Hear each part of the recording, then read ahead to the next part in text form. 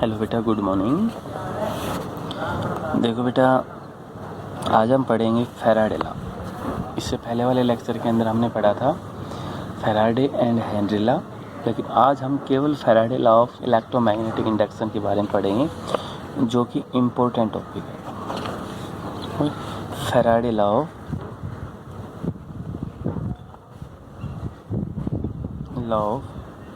Electromagnetic induction important topic है बेटा।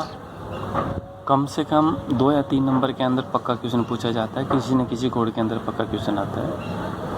Faraday and Henry law क्या है? What is Faraday law of electromagnetic induction? कि Faraday law of electromagnetic induction क्या है? तो बेटा, फैराडे ने 2 लॉ दिए थे इलेक्ट्रोमैग्नेटिक इंडक्शन के अंदर। तो फैराडे फर्स्ट लॉ देखते हैं। फैराडे फर्स्ट लॉ क्या है? फर्स्ट लॉ कहता है बेटा, एक छोटा सा मैं आपको हिंदी में एक्सप्लेन कर रहा हूँ। फर्स्ट लॉ कहता है कि अगर सर्किट के अंदर से फ्लक्स चेंज हुआ तो ईएमएफ चेंज होती है। अगर सर्किट के अंदर फ्लक्स चेंज हुआ तो वहाँ पर ईएमएफ चेंज होती है। कितनी होगी? कम होगी, ज़्यादा होगी? There is no about ideas from this. इसके बारे में कोई आइडिया नहीं है। हाँ, लेकिन ये ज़रूर कन्फर्म है कि flux change induce EMF will be change. First law of thermodynamics. According to first law of thermodynamics, amount of induce EMF change, amount of, short में लिख दें, अमाउंट ऑफ मैग्नेटिक फ्लक्स क्या होगा? Amount of magnetic flux is linked, amount of magnetic flux linked with circuit. जो magnetic flux है वो बेटा change होता है with circuit change, then EMF is induce, then EMF is induced in the circuit, इस circuit को बेटा short में लिख दिया। तो ये आपके पास क्या बेटा है? फर्स्ट लॉ ऑफ थर्मोडायनेमिक्स कि सर्किट के अंदर अगर फ्लक्स चेंज होता है तो amount of induce EMF change होगी। First law. लेकिन फर्स्ट लॉ के अंदर ही ऐसा कुछ नहीं है कि अगर फ्लक्स ज़्यादा चेंज हो गया तो इंड्यूस ईएमएफ ज़्यादा होगी, कम होगी, कम है या ज़्यादा। There is no idea about its. अब है Faraday second law, first law. इसके बाद है बेटा सेकंड लॉ, जो फैराडे सेकंड लॉ क्या है? ठीक है, तो फैराडे सेकंड लॉ क्या है? आप ये देखिए, second law of electromagnetic induction क्या है? सेकेंड लॉ में बताया कि जो फ्लक्स चेंज होगा वो जो ईएमएफ चेंज होगी वो डायरेक्टली प्रोपोर्शनल होगा मैग्नेटिक फ्लक्स के। ये पॉइंट है सेकेंड, कि magnitude of EMF. Second point क्या बताया कि मैग्नीट्यूड ऑफ ईएमएफ का मैग्नीट्यूड इज डायरेक्टली प्रोपोर्शनल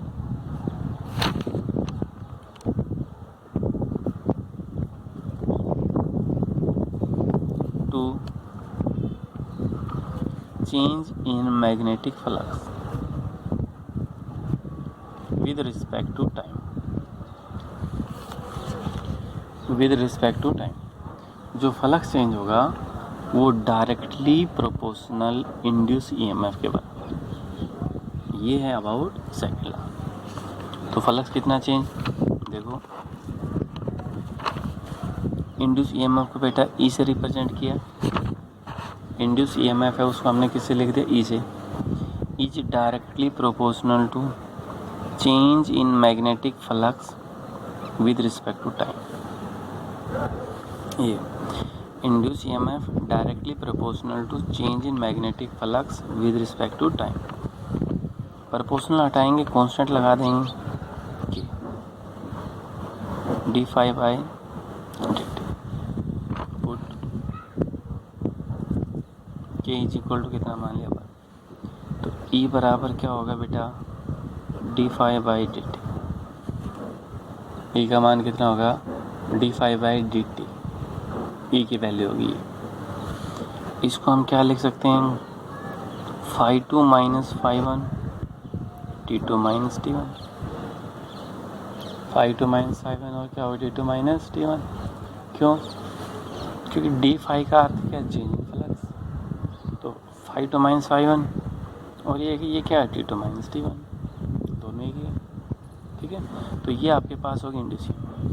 यहाँ से माइनस कॉमन निकालना चाह रहे हो तो phi one minus phi two upon क्या होगा T two minus T one, ये भी क्या होता होगा बीच में चेंज, तो ई क्या होगा minus D phi by D T.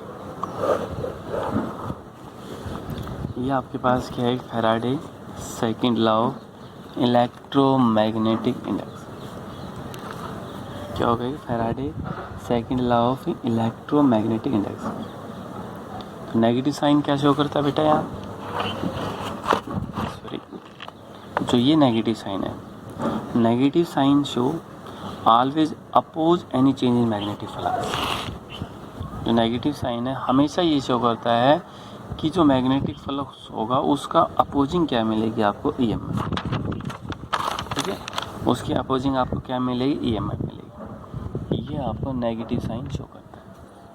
तो for N turns is equal to minus N, sorry बेटा ये है D phi by D T, यहाँ पर एन क्या है number of turns, by increasing number of turns in the coil increasing the EMF. अगर number of turn है coil के अंदर इंक्रीज होती है तो उसके अंदर ईएमएफ भी क्या होगी इंक्रीज, ईएमएफ भी वहाँ पर क्या मिलेगा बेटा इंक्रीज, यानी number of turns increase EMF will also increase, flux increase EMF will also भी इंक्रीज। लेकिन नेगेटिव साइन क्या शो करता है, it will be oppose the magnetic flux. ठीक है, तो ये आपके पास था एक Faraday law of electromagnetic induction.